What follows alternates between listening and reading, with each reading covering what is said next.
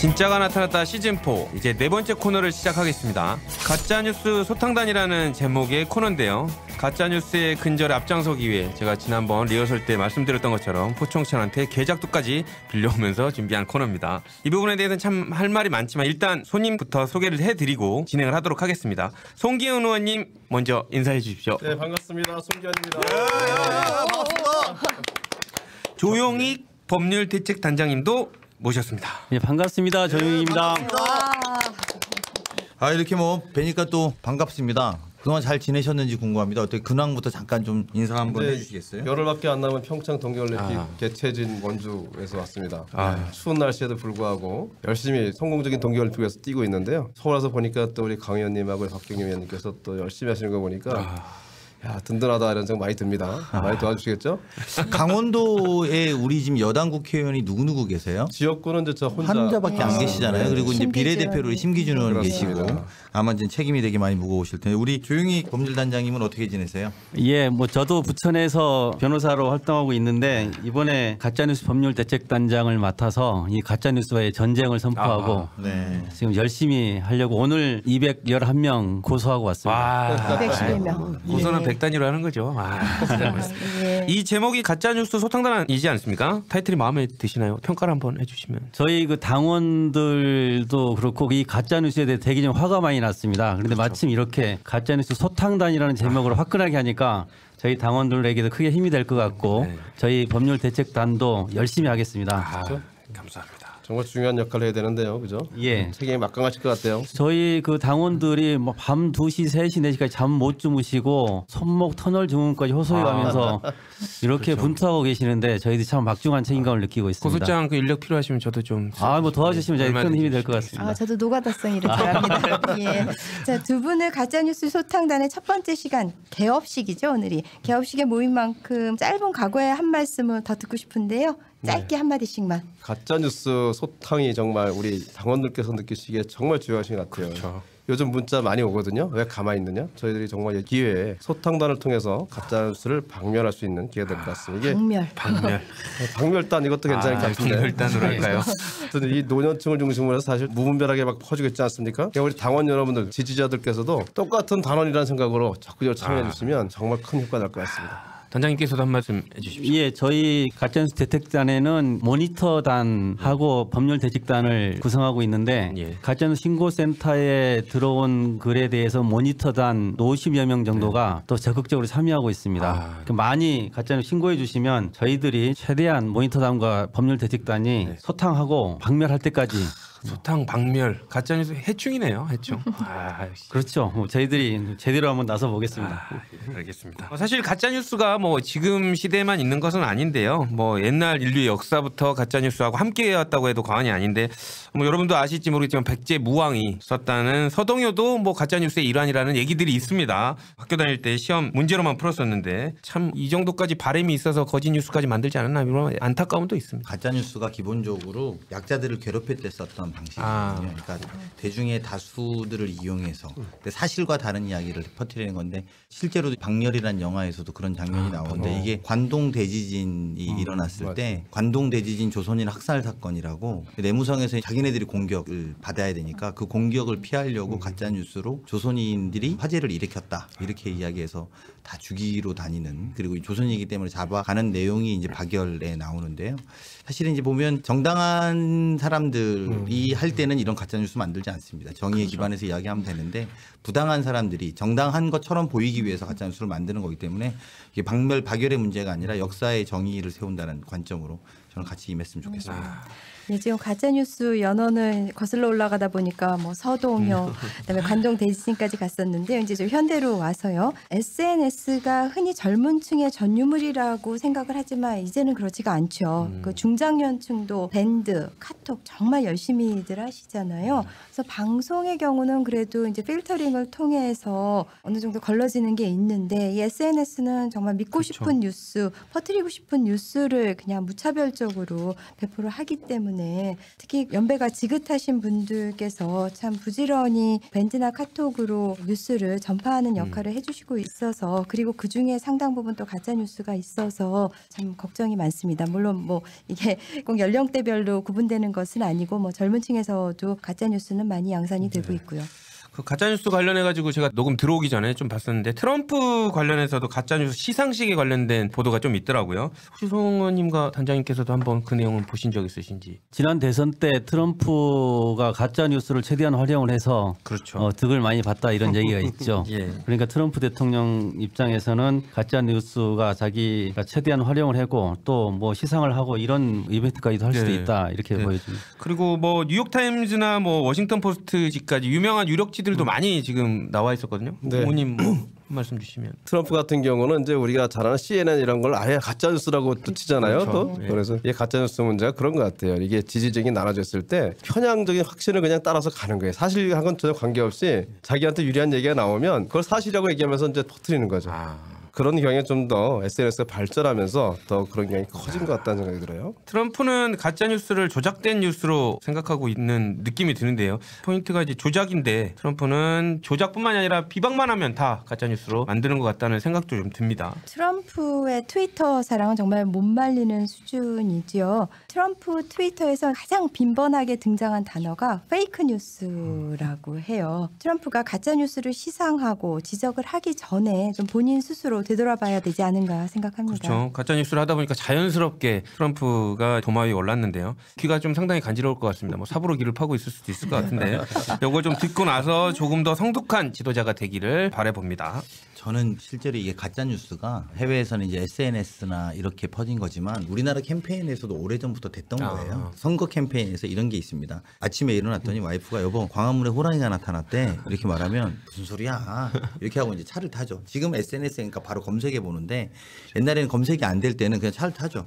택시 탔는데 택시 아저씨가 광화문에 호랑이 나타난 거 들었어요? 이렇게 말하면 허허 이제 이렇게 되거든요. 그러다가 이제 회사에 출근했는데 회사에서도 광화문에 호랑이 나타났대요 이렇게 말하면 그 다음부터는 이걸 들은 사람은 자기가 본 것보다 더 확신해서 떠들고 다니거든요. 방송을 듣는 우리 지지자들이 이게 가짜라고 느껴지면 댓글에다가 가짜입니다라고 다는 캠페인이 필요할 것 같아요. 이게 무슨 말이냐면 이걸 한 번 들어서 고발하는 것도 맞지만 그 댓글이나 그 뉴스에 이건 가짜입니다. 또 그 SNS에 이건 가짜입니다. 이렇게 자꾸 달아서 보는 사람이 가짜일 수도 있겠다라는 생각을 하게 만드는 게 중요한데 이게 자칫하면은 가짜뉴스 대책단에 우리가 이제 하지만 이 사이에 확산은 되고 고발해서 처리되는 데까지 시간이 걸리잖아요. 특히나 선거 같은 이런 시점에서는 저는 바로바로 우리 지지자분들이 이런 분들이 밑에 댓글에다가 이건 가짜입니다. 이렇게 하고 좀 돼 있게 붙어줘야지 가짜라는 게 더 이상 확산도 안 되고 확산되더라도 밑에 가짜가 달려오니까 확인하는 작업이 필요하다고 보고요. 이게 사실은 이 가짜뉴스 때문에 선거 캠페인 끝난 다음에 고발하면 뭐 하겠습니까? 그렇죠. 트럼프가 그걸 이용한 거거든요. 선거 기간에서 가짜를 막 양산해도 끝나고 나서 뭐 고소고발해봐야 의미가 없거든요. 그래서 좀 적극적인 대응이 필요하다 저는 이런 생각이 많이 듭니다. 저는 이런 생각이 있어요. 이게 가짜뉴스 소탕단을 만들자고 강력하게 대응하자 한 이유가 뭐냐면 저도 카톡을 받아요. 그죠? 가짜뉴스 카톡 받는단 말이에요. 그러면 그때 고발을 한 상태는 그런 얘기를 합니다. 저는 이건 고발된 사안입니다. 그러면 이제 보낸 사람이 일단 주춤을 맞습니다. 하게 되는 거죠. 네. 고발이 아직 안 됐을 때는 가짜입니다. 이런 얘기하는 거는 이제 강 의원님 말씀을 맞고 우리가 빨리 고발을 하려고 하는 이유가 간단하잖아요. 이거 가짜로 고발됐습니다. 조심하세요. 이렇게 하거든요. 걱정해 주는 것처럼 선생님 이거 큰일 납니다. 이거 하지 마세요. 이렇게 해주면 좋으니까 우리 소탕단이 조금 더 발빠르게 하는 것이. 그러니까 저는 이제 한 축으로는 우리가 그렇게 당에다가 이런 체계를 갖추고 고발을 해야 되는 거고 말씀하신 것처럼 빨리빨리 분석해서 그렇죠. 이건 고발 대상입니다라고 반대로 역으로 우리가 확산해 주는 것도 뿌리는 사람이 주춤거려야 되거든요. 맞아요. 이게 3번 들으면 확신됩니다. 그러니까 그거까지 막는 것이 또 중요한 캠페인이다 이런 생각입니다. 실제로 댓글에서도 호감과 비호감을 표시를 하는데 호감을 누르는 게 연구해 보면 3배 정도가 더 쉽다고 합니다. 그러니까 비호감을 누르려면 3번 정도 더 생각을 해야 되기 때문에 그래서 비호감에 3배 가중치를 넣어서 계산하는 게 맞다 이렇게 또 주장을 하는 이유가 그래서 그렇거든요. 지금 우리 당도 가짜뉴스 대책단을 꾸려서 지금 고소 고발 등을 진행하고 있지 않습니까? 예, 그렇습니다. 지금까지 상황은 몇 건이나 어느 정도 진행이 된 상태인가요? 저희가 그 오늘 한 3시 정도를 기준으로 하면 한 6천 건 정도가 지금 건. 가짜뉴스 대책단에 들어왔고 엄청나네요. 26일자로 한 5,600건 중에서 오늘 211건을 고소를 했습니다. 그럼 나머지는 어떻게 되는 건가요? 저희가 지금 모니터단을 재판을 계속 네. 가동을 해서 그중에 명예훼손의 정도가 심하거나 간단한 사실 확인으로도 충분히 확인할 수 있는 허위 사실을 그대로 계속 유포하는 정도가 심한 사람들을 먼저 우선 고소하는 것이고 계속 저희들이 당원들께도 보고도 하고 네. 진행 사항을 말씀드리도록 하겠습니다. 6천 건 접수됐다고 말씀을 주셨는데 네. 대부분은 어떤 내용을 위주로 나오고 있나요? 댓글이 약 60% 정도이고요. 유튜브 영상, 카카오톡, 기타 SNS 정도 이런 내용들인데 정부와 대통령에 대한 비방하는 글 그리고 아직도 뭐 종북머리 색깔론으로 끌고 가는 대북 관련 약성 루보 허위 사실 유포 뭐 이런 것들이 주된 내용들입니다. 본인들이 직접 작성하기도 하고 작성한 내용을 유포하거나 또는 공유하는 그런 방식으로 지금 전파를 하고 있습니다. 의원님께서도 카톡 쓰시죠? 네. 카톡에서 잘못된 정보들 막 지금 많이 들어오고 네. 있네요. 그런 거 받아보시면 어떤 생각이 드시나요? 받아보면 누가 보냈는지 쫙 먼저 체크해가지고 그거부터 먼저 체크. 화면을 캡처를 해놓고 그다음에 준비된 먼저 하고. 역시. 그 최근에 신고된 가짜 뉴스 중에서요 가장 어이없는 내용 한번 소개해 주실까요? 빙의를 해서 한번 성대묘사까지 하면서 좀 거기까지 리얼하게 한번 읽어봐요. 연기를 한번 해주시죠. 이게 제일 황당한 것 중에 하나가 다 보실 거지만 탄저병에 관한 것을 그렇죠. 가져와서 청와대에 있는 사람들만 했다. 그래서 너희들만 사냐 그런 좀 황당한 그런 게 있었고요. 네. 또 최근에는 또 우리 당이 개헌을 하는데 동마다 인민위원회 설치해가지고 인민재판을 하려고 하는 그러한 개헌안을 마련하고 있다. 이런 가짜뉴스도 있었고요. 사실 질이 좀 안 좋은 같은 경우는 태안의 김모 의원이 사진을 합성해서 막무가내로 비방성. 정말 그래도 공인인데 그 일반인도 아니고 공인이 우리 대통령을 아주 그 폄훼하는 내용으로 만든 합성 사진을 카톡으로 올리고 그런 사례도 있거든요. 조금 너무 격이 떨어지는 행동도 많이 실명을 거론 안 하시는 건 뭐 명예훼손 때문에 걱정하셔서 실명 거론 안 하시면 잘 모르셔서 이름. 아니 실명해야 되죠. 태안의 김모 의원. 김진건 의원. 김진건 의원이죠. 예, 그러니까 제가 충남이라서 예민하고. 제가 충남이라서. 오늘 우리가 고소장에 네. 고소도 아니 이분은 근데 문제가 더 심각한 건 내가 잘못했다, 내가 잘못된 글을 올렸다 이렇게 했으면 사람들이 분노가 좀 누그러졌을 텐데 내가 뭘 잘못했냐, 이게 뭐가 문제냐 이렇게 하면서 더 도민들의 분노를 사고 있는 케이스이기 때문에 이런 부분 진짜 응징해 이거는 주셔야 됩니다. 명명백백 팩트니까 태안의 김모 의원 널리 전파를 해주시죠. 가짜 뉴스 관련돼서 이제 뭐 아까 고소장 고발장 접수하셨다고 했는데요. 고소장 접수할 때 가짜 뉴스라는 거 규정을 짓기가 참 힘들지 않습니까? 그래서 어느 정도까지 가짜로 규정을 하고 고소를 진행을 하는지 그 기준 관련돼서 한번 여쭤보고 싶습니다. 이제 가짜 뉴스라고 해서 꼭 뉴스의 형태로 전달되는 형식은 아니고 댓글이나 SNS 형식으로 유포되는 것도 가짜 뉴스로 보고 있는데 저희들이 형법에 명예훼손죄가 있지 않습니까? 그래서 인터넷으로 하는 경우는 정보통신망법에 따라서 허위 사실을 비방할 목적으로 하는 경우에는 처벌할 수 있도록 규정되어 있어서 저희들이 신고된 것 중에서 명백히 범죄행위로 볼 수 있는 허위 사실에 해당되는 그 명예훼손에 속하는 것들을 저희들이 하는 겁니다. 단순히 비판하거나 정책에 대해서 불평하고 이런 것이 대상이 되는 건 아니고요. 명백히 범죄행위에 해당되는 것들. 그러면 그 6천 건 중에서 범죄 행위로 판단될 여지가 있는 게 지금 200건이 넘는다는 얘기시네요. 200건이 훨씬 넘죠. 그 중에서도 우리가 좀 그 정도가 심한 부분을 우선 선정한 게 200여 건이라는 겁니다. 의원님 그러면 가짜 뉴스하고 언론 오보 뭐 어떻게 보면 한 끗 차이라고 말하시는 분도 있는데요. 뭐 차이가 뭘로 봐야 될까요? 일단 첫째는 오보는 본의가 아닌 상태죠. 그죠? 사실 확인이 안 된 상태에서 사실과 다른 보도가 당한 것이고 두 번째는 가짜 뉴스 같은 경우는 악의적인 의도가 있는 그 악의성이 있다는 건데요. 예를 들어서 전에 이런 공영방송에 그런 게 나온 적 있어요. 그렇죠. 강경화 장관이 법무부 장관으로 임명됐다. 그렇죠. 보도가 됐는데 그런 게 단순히 강경화 씨가 법무부 장관으로 임명이 됐다. 그렇게까지만 하면 그냥 오보인데 그 뒤에 이제 다른 걸 붙이는 거예요. 뭐 주사파가 어쩌고 뭐 그래서 무슨 뭐 아니면 어디하고 합의를 해서 뭐 국민의당하고 어디가 합의를 해가지고 정치적인 협의에 의해서 원래는 그렇죠. 외교부 장관이 돼야 될 그 전문가가 법무부 장관이 됐다 이런 식으로 하는 건 가짜 뉴스가 되는 거죠. 그렇죠. 제가 오늘 가짜뉴스 관련된 고소를 하고 나니까 언론사에서 많이 질문을 하던데 사실에 대해서 일부 사소한 오류나 오보가 있는 부분을 저희가 고발하는 건 아닙니다. 뭐 대법원에서도 뭐 보도의 진실성이나 이런 부분과 관련돼서 객관적으로 중요한 부분에 대한 내용의 합치가 있느냐 여부를 판단을 하는 판례들이 꽤 있습니다. 그래서 그런 기준에 따라서 진실에 완벽하게 합치는 되지는 않지만 사소한 오류나 과장된 표현이 있는 부분 이런 부분을 가짜뉴스라고 저희가 단정하지는 않고요. 아까 말씀드린 대로 비방을 목적으로 허위의 사실에 의해서 명백하게 그 범죄 행위에 해당되는 부분 이런 부분이 문제가 될 것이라고 봅니다. 그러니까 허위의 비방 목적이 있는 걸 추려서 판례에 비춰볼 때도 처벌 가능성이 있는 거를 고소하셨다는 말씀이시죠? 예. 네, 이 가짜 뉴스가 그냥 단순하게 허위 조작된 뉴스뿐이 아니라 기존 체제 전반에 대한 총체적인 불신을 조장하는 면도 있기 때문에 큰 문제인 것 같습니다. 그 전에 그런 적이 있었어요. 촛불 우리 혁명 한참 할 때 그때 아마 많이 보셨을 텐데 정말 우리 평화적으로 집회를 했잖아요. 네. 근데 갑자기 뭐 촛불이 폭력으로 변질됐다라면서 사진 막 합성해가지고 카톡 올린 적이 있습니다. 네. 그 예전에 있었던 다른 시위 사건을 촛불 시위 사건으로 해가지고 막 해서 올린 거예요. 그때 탄핵했을 때 박근혜 전 대통령 변호했던 변호사도 그걸 자기 블로그에 올리고 했어요. 네. 그런 게 정말 의도적으로 조작하는 거잖아요. 폄훼하기 위해서.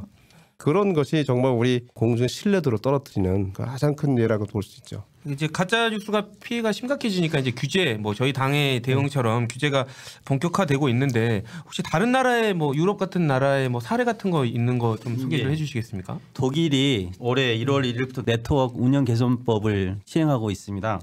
독일이 2015년도에 난민 수용소와 관련된 가짜 뉴스가 기승을 부리면서 정부에서 대책을 강구하면서 2017년 6월에 해당 법안이 통과됐고 올해 1월부터 시행됐는데요.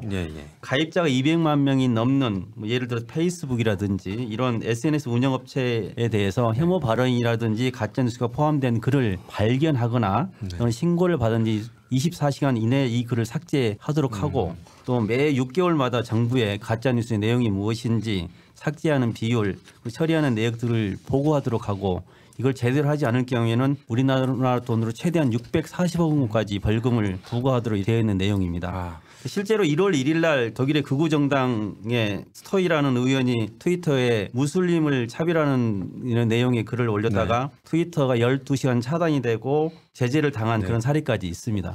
그리고 또 이탈리아에서도 가짜뉴스 신고센터 온라인 포털을 내무부에 만들어 가지고 신고글을 올리면 새로 신설이 된 경찰 가짜뉴스 신고센터 온라인 포털을 만들어서 경찰이 직접 해당 뉴스 출처를 확인하고 진위를 확인해서 이 가짜뉴스로 확인되면 뉴스를 내리게 하고 뭐 처벌하는 이런 것을 지금 시행하고 있다고 합니다. 역시 그 독일, 이탈리아 이런 그 EU 국가들이 발빠르게 아주 강력한 규제를 하고 있는 것 같은데 혐오 발언에 대해서도 EU 국가들이 좀 선제적으로 금지하는 조치를 취하고 있어서 참 모범적인 사례네요. 근데 제가 여기 법률가들이 한 3분 계시니까 그래서 제가 편하게 청취자 입장에서 가짜뉴스 관련해서 우리가 지금 법안으로 돼 있거나 이것들을 법적으로 제재하고 있는 게 명예훼손이나 우리가 아는 것들은 허위사실 유포 말고 더 강력한 가짜뉴스에 관련해서 그런 것들이 돼 있지는 않나요? 현행법상으로? 현행법상 명예훼손이거나 아니면 모욕이거나 그런 경우 아닌 한은 처벌할 수가 없죠.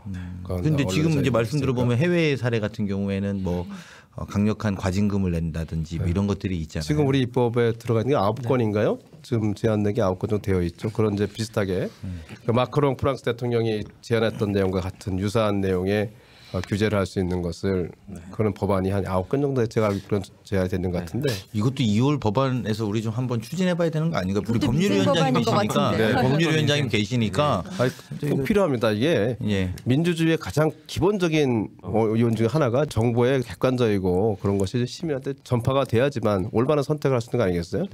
민주주의의 가장 근본적인 부분을 침해하는 거거든요. 가짜 뉴스라는 것이. 그러니까 선거를 앞두고 있을 때 더욱더 그런 거예요. 그러니까 빨리 해야 되겠죠. 좀 우리 법률위원장님 오늘 나오셨으니까 저희도 옆에서 원내에서도 힘을 보탤 테니까 이거 좀 통과를 한번. 원내 대변인께서 더 힘이 있으신 것 같은데 원내위에서 좀 열심히 해주시죠. 같이 이렇게 좀 하셔서 좀 통과 한번 시켜보세요. 송원님께 제가 이거 하나 여쭤보고 싶은데요. 아까 이제 뭐 법률가시니까 지금 유럽도 그렇고 규제가 강화되고 의무도 강화되는 추세가 돼 있는데 또 이런 분위기에 있어서 이렇게 가짜뉴스 처벌 많이 하면 너무 뭐 언론의 자유, 표현의 자유 너무 침해하는 거 아니냐 뭐 이런 얘기도 나오고 있거든요. 어떻게 생각하시나요? 물론 그런 측면이 있어서 사실 법률가로서는 고민인 부분이 있어요. 왜냐하면 아무래도 표현을 하는데 자기 검열을 할 수 있게 되잖아요. 그렇죠. 그래서 그런 것 때문에 더욱더 우리가 가짜뉴스라는 것이 기준을 제시해 주는 게 필요할 것 같아요.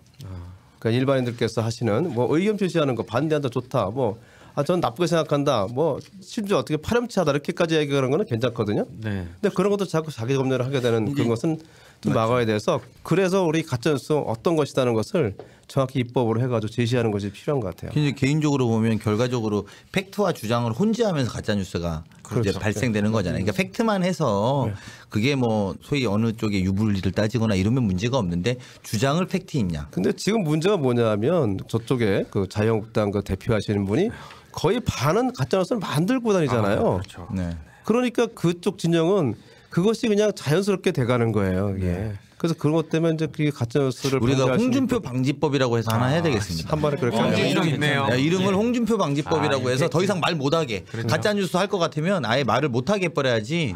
이건 그렇게 하나 발의를 우리가 한번 같이 만들어. 법안 제목만으로도 확 내용이 다 와닿네. 네, 홍준표 방지법 이렇게. 그 조영익 단장님께 요거 한번 여쭤보고 싶은데요.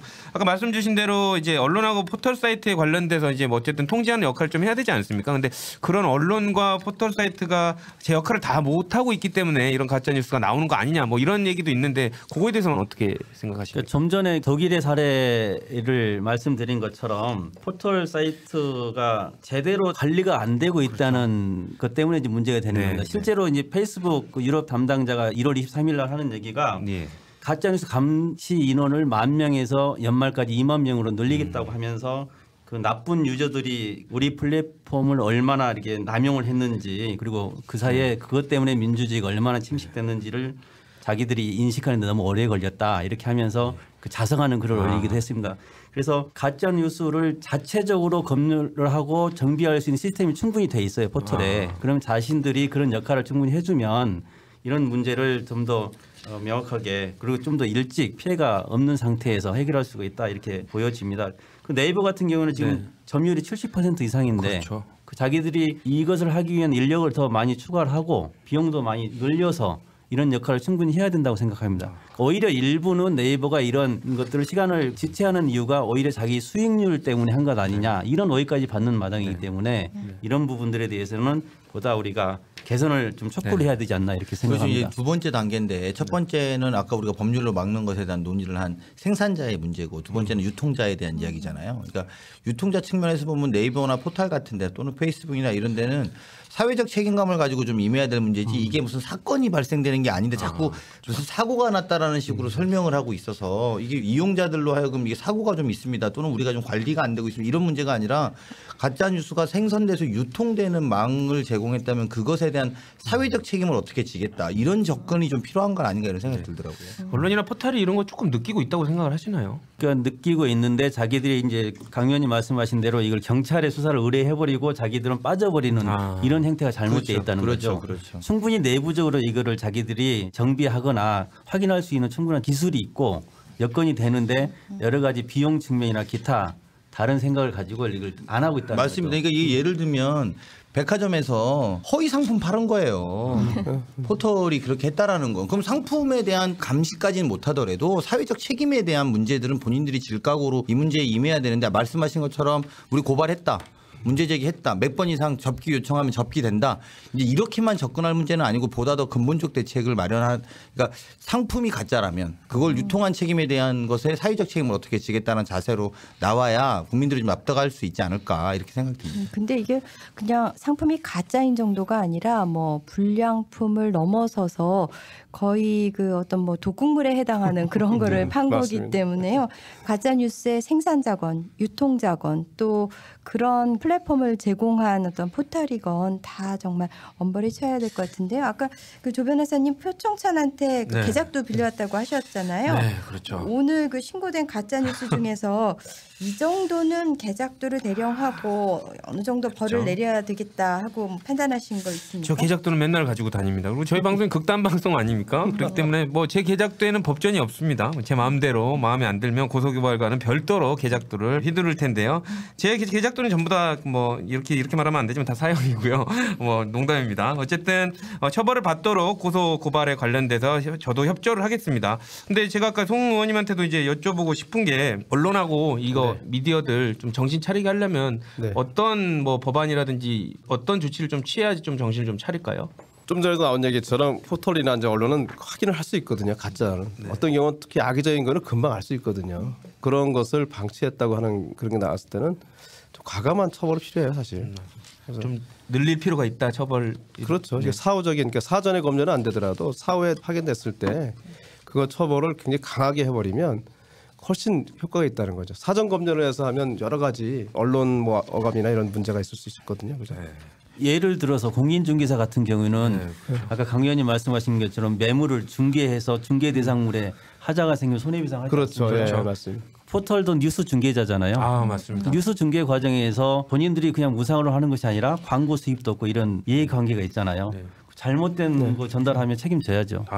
일단 뭐 오늘 너무 좋은 말씀 해주셨고요. 성기현 의원님, 조용희 단장님 지금 되게 중요한 일 많이 해주시고 계신데 끝으로 뭐 하시고 싶으신 말씀? 잠깐만 저 한 가지만 네. 더 마무리하기 전에 우리 이제 단장님 계시니까 우리 이제 211건 정도 지금 고발한 게 있는데 그거를 보려면 어디서 보죠?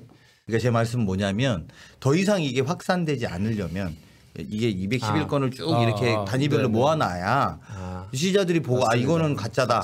이거는 이제 우리가 고발했으니까 고발이었다라는 걸 알려줘야 되거나 주변 사람들이 뭘 하면 이런 공간은 따로 없는 건가요? 저희가 오늘 이제 고발을 했고 그래서 이제 매주 추가적으로 계속 고발을 하는데 진행 상황에 대해서는 계속 당원들한테 보고를 할 생각입니다. 당 네. 그럼 홈페이지는 홈페이지나 혹시 이런 데 좀 알아요? 올려놔. 그런 방안을 지금 논의해서 말씀하신 대로 유형별로 그리고 그렇죠. 얼마가 접수돼 어떻게 고소를 했다, 어떻게 네. 법적 조치를 했다 네. 내역을 좀 분류해서 계속 보고를 하겠습니다. 그런 내용 자체를 올려주셔야 저희가 이제 그거를 당원들이나 이런 분들한테도 알려서 이런 게 오면 고발된다라는 걸 알려드려라. 아까 이제 위하는 것처럼 그분들에게 지지자들이 아닌 분들에게 이렇게 자꾸 확산시키면 당신도 고발 대상이 될 수 있다. 이걸 알려주셔야 이게 확산이 막는 궁극적인 게 좀 되기 때문에 당이 어떤 그런 공간이 있었으면 좋겠어요. 디지털 소통위원회 차원에서 그거를 공개해가지고 유형별로 하는 것은 꼭 필요한 것 같네요. 예, 그죠? 그렇게 하겠습니다. 네. 결과도 꼭 좀 알려주십시오. 성기현 의원님, 단장님 마지막으로 가시기 전에 뭐 한 말씀씩 부탁드려도 될까요? 정말 저희들은 평창 동계올림픽 열흘 정도밖에 안 남았습니다. 피곤해 보이십니다. 얼굴이. 기승전 평창인가요? 기승전 우리 평창. 당원 동지 여러분, 지지자 여러분 마지막까지 저들의 방해 공작, 저들이 평창 동계올림픽이 잘 되는 걸 엄청 질시하고 있으니까 그 질시에도 불구하고 우리가 지켜야 되느냐 않느냐 우리 민주당 우리 당원들께서 꼭 지켜주시고 평화올림픽 꼭 만들어주시기를 부탁을 드리겠습니다. 새해 복 많이 받으십시오. 감사합니다. 또 단장님. 예, 그 송기현 의원님 말씀하신 것처럼 평창올림픽 성공을 빌면서 우리 당원들이 정말 평창올림픽을 지키고 문재인 정부와 우리 민주당을 지키는데 정말 밤잠을 설치시고 고생하십니다. 저희가 그 마음을 그대로 받아서 저희도 똑같이 가짜 뉴스를 이겨내고 우리 민주당이 반드시 승리한 그때까지 정말 최선을 다해서 노력하겠습니다. 당원 여러분 힘내십시오. 네, 고맙습니다.